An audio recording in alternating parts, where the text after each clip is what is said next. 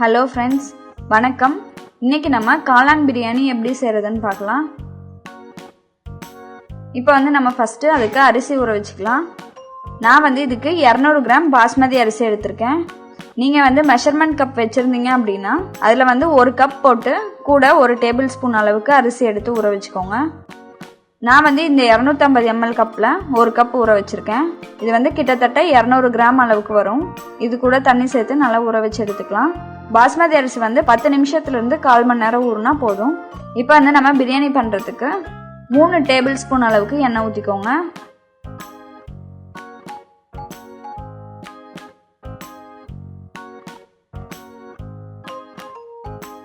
எண்ணெய் சூடான பிறகு அதில் பாதி பிரியாணி இலையை போட்டுக்கலாம்.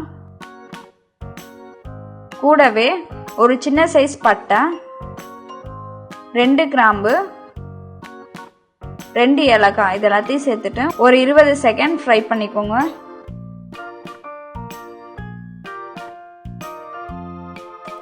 இப்போ நம்ம அதில் ஒரு பெரிய வெங்காயத்தை இந்த மாதிரி நீளமாக நறுக்கி சேர்த்துக்கலாம்.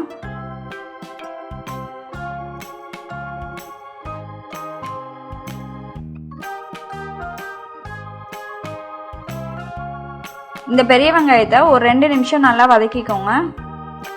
இப்போ அது கூட நம்ம 2 பச்சை மிளகாயை முழுசாவே சேர்த்துக்கலாம். இப்போ அந்த பெரிய வெங்காயம் லைட்டாக பொன்னிறமாகிற வரைக்கும் வதக்கிக்கோங்க. இப்போ பாருங்கள், லைட்டாக பொன்னிறம் ஆயிடுச்சு. இந்த சமயத்தில் நம்ம 12லேருந்து 15 சின்ன வெங்காயத்தை பருபருன்னு அரைச்சி இது கூட சேர்த்துக்கலாம். சின்ன வெங்காயம் சேர்த்த பிறகு அதை லைட்டாக ஒரு 2 நிமிஷம் வதக்கிட்டு 2 நிமிஷத்துக்கு அப்புறமேட்டு நம்ம அதில் 2 டீஸ்பூன் அளவுக்கு இஞ்சி பூண்டு விழுது சேர்த்துக்கலாம். இப்போ இதை நல்லா ஒரு 5லேருந்து 7 நிமிஷம் நல்லா வதக்கிக்கோங்க. இஞ்சி பூண்டு வாசனையெல்லாம் போகிற வரைக்கும் வதக்கணும். இஞ்சி பூண்டோட கலர்லாம் சேஞ்ச் ஆகி நல்லா கோல்டன் ப்ரௌன் கலர் வந்துருச்சு.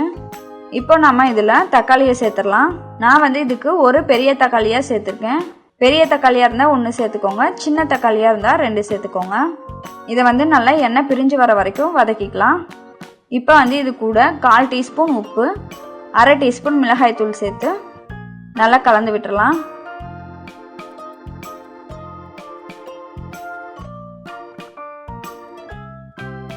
பிரியாணிக்கு நல்லா கலர் வேணும் அப்படின்னா 1/2 டீஸ்பூன் காஷ்மீரி ரெட் சில்லி சேர்த்துக்கோங்க. 1/4 டீஸ்பூன் நார்மல் மிளகாய் தூள் சேர்த்துக்கோங்க. இந்த மாதிரி சேர்த்திங்க அப்படின்னா உங்களோட பிரியாணி நல்லா கலர்ஃபுல்லாக இருக்கும். இப்போ பாருங்கள், தக்காளியெல்லாம் நல்லா வதங்கிடுச்சு. அதுலேருந்து எண்ணெயெல்லாம் செப்பரேட் ஆகி வந்திருக்கு. இப்போ நம்ம இதில் ஒரு கையளவு புதினா எடுத்து சேர்த்துக்கலாம். புதினாவை நல்லா கட் பண்ணி சேர்த்துக்கோங்க.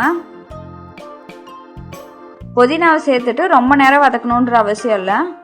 புதினாவை நல்லா மிக்ஸ் பண்ணி கிளறி விட்டுட்டு காளானை சேர்த்துக்கலாம்.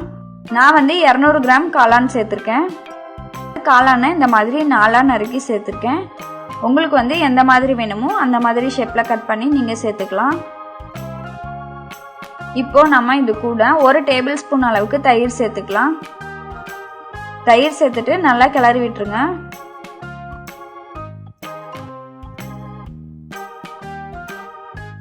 இப்போ நம்ம காளான் நல்லா சுண்டி வர வரைக்கும் நம்ம நல்லா வேக வச்சுக்கலாம்.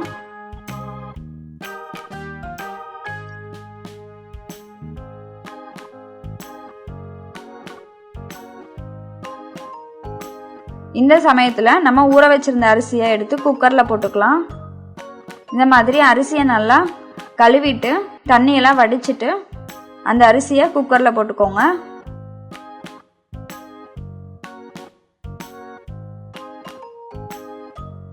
இப்போ இந்த அரிசி கூட 2 டீஸ்பூன் அளவுக்கு நெய் ஊற்றிக்கலாம்.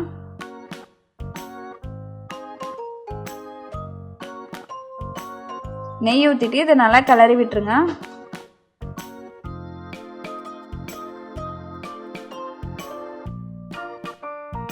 வதக்கி வச்சிருந்த காளான் மசாலாவை இது கூட சேர்த்து கிளறி விட்டுறலாம். இப்போ நான் இது கூட 300 ml அளவுக்கு தண்ணி சேர்த்துருக்கேன். நீங்கள் எந்த கப்பில் அளந்து போட்டிங்களோ அதே கப்பில் 1/2 கப் தண்ணி ஊற்றுனீங்க அப்படின்னா உங்களுக்கு கரெக்டாக இருக்கும். தண்ணி சேர்த்துட்டு நல்லா கிளறி விட்டுட்டு ஒரு கையளவு கொத்தமல்லி எடுத்து நல்லா பொடியாக நறுக்கி இது கூட சேர்த்துக்கோங்க. குக்கரை எடுத்து அடுப்பில் வச்சுருங்க. இப்போ வந்து நம்ம லாஸ்ட்டாக லெமன் ஜூஸ் ஆட் பண்ணி நல்லா மிக்ஸ் பண்ணிவிட்டு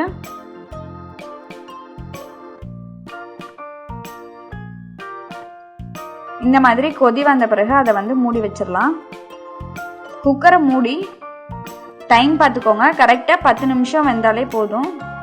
ரொம்ப நேரம் அடுப்பில் விட்டுறாதீங்க. விசிலெல்லாம் வரணுன்ற அவசியம் இல்லை. டைம் பார்த்துட்டு கரெக்டாக 10 நிமிஷம் ஆன பிறகு நீங்கள் வந்து அடுப்பை ஆஃப் பண்ணிடலாம்.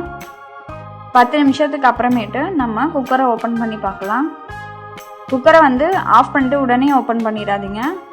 குக்கர் வந்து ஆவியெல்லாம் வெளியான பிறகு நம்ம வந்து குக்கரை ஓப்பன் பண்ணி பார்க்கலாம். லாஸ்ட்டாக நம்ம மேலே வந்து 1 டீஸ்பூன் நெய் ஊற்றிட்டு நல்லா கிளறி விட்டு பரிமாறலாம். ரொம்ப டேஸ்டியான கலான் பிரியாணி ரெடி ஆயிடுச்சு. இந்த மாதிரி நீங்களும் உங்கள் வீட்டில் ட்ரை பண்ணி பாருங்கள். நன்றி.